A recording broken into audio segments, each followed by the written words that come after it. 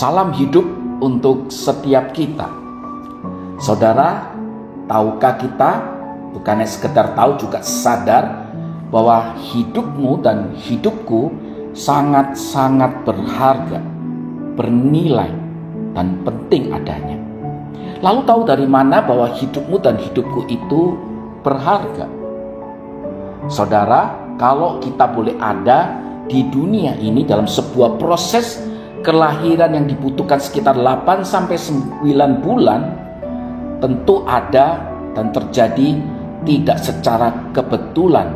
Walaupun maaf, ada sebagian dari kita yang lahir karena dalam sebuah proses kecelakaan, tanda petik, sehingga kemudian kita muncul dan kita ada. Tapi lepas daripada itu, bukankah kita boleh ada dan lahir tidak pernah lepas daripada kontrol dan izin Tuhan?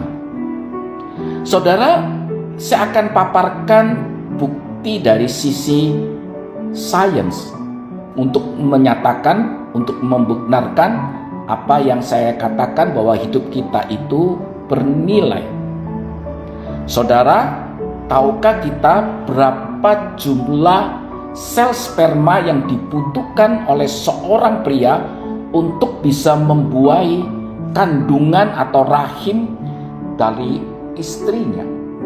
Saudara, menurut sumber WHO, minim dibutuhkan 15 juta sel sperma per mililiter dari air mani seorang pria untuk bisa membuahi sel telur dalam kandungan istrinya. Bahkan sumber lain menyebutkan dibutuhkan 40 juta sel sperma per mililiter untuk bisa membuahi kandungan dalam rahim istrinya. Saudara, makin banyaknya sel sperma yang dimiliki oleh seorang pria ketika terjadi pembuahan itu, maka makin besar kemungkinan kehamilan itu terjadi. Saudara kasih Tuhan Yesus, terlepas berapa banyak atau sedikitnya kandungan sperma dalam air mani setiap pria, ternyata kita semua sudah tahu dan kita sadar bahwa hanya dibutuhkan satu saja sel sperma untuk bisa membuahi satu sel telur dari seorang wanita. Satu sperma yang berkualitas, yang normal, yang bergerak secara ideal di dalam perjalanan mengarungi dalam kandungan seorang wanita untuk sampai berjumpa dengan sel telur itu. Saudara, dari hal ini kita disadarkan bahwa untuk bisa membuahi satu sel telur saja harus minim 15 juta sel sperma per mililiter dalam air mani seorang pria. Dan kalau kemudian ternyata kita sadar bahwa hanya butuh satu sel sperma saja untuk bisa membuahi satu sel telur, dan kemudian muncul kita, maka benarlah kata firman Tuhan di dalam Mazmur 139 ayat 14. Dikatakan, aku bersyukur kepadamu oleh karena kejadianku dahsyat dan ajaib. Ajaib apa yang kau buat, dan jiwaku benar-benar menyadarinya. Saudara, pemazmur menyadari kalau dia bisa hadir di muka bumi ini, maka peristiwanya itu adalah sebuah peristiwa yang dahsyat, sebuah peristiwa yang ajaib, yang di luar akal sehat manusia.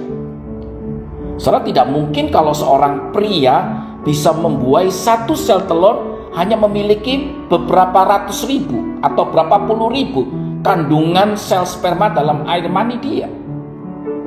Itu artinya apapun kondisi saya dan saudara, terlepas dari segala kekurangan, baik itu fisik, mungkin kekurangan-kekurangan yang lain, kita disadarkan bahwa saya dan saudara boleh ada dan lahir di muka bumi ini, itu sungguh menakjubkan.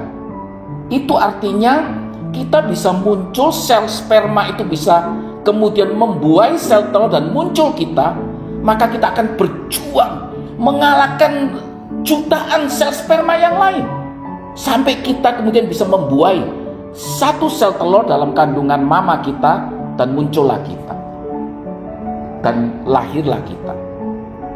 Saudara, dengan fakta ini, apa yang saya ingin sampaikan? Yaitu satu, kalau kita sebagai anak, apapun kondisimu, apapun keadaanmu, adakah kita bukan hanya sekedar sadar bahwa proses kelahiran kita begitu ajaib, begitu dahsyat, tetapi apakah kita mensyukuri hidupmu? Bahwa hidupmu itu adalah sebuah anugerah. Hidupmu itu bernilai, sehingga kau bisa menjadi seorang pemenang, mengalahkan jutaan sel sperma yang lain, sehingga engkau dan saya lahir di muka bumi ini.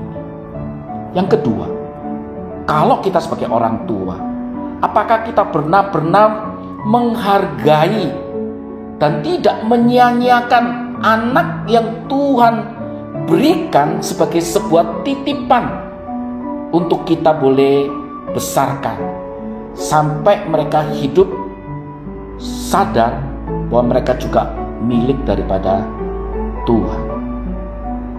Dengan memahami hal ini, maka setiap kita pada akhirnya dibawa kepada sebuah sikap untuk kita bertanggung jawab atas hidup yang Tuhan berikan dalam hidup kita. Kita tidak main-main dengan hidup yang Tuhan berikan. Kita tidak wasting time, membuang-buang waktu kita. Dan selain itu, kita juga diajak untuk selalu bersyukur terlepas daripada kekurangan maupun kelebihan hidup kita, untuk menunjukkan bahwa di dalam ketidaksempurnaan kita, Tuhan izinkan kita boleh ada, dan kita diizinkan juga untuk diajak bergantung kepada Tuhan yang menjadi sumber segalanya, sehingga kita boleh ada sampai sekarang ini, di titik ini, di saat ini, ketika kita mendengarkan firman Tuhan.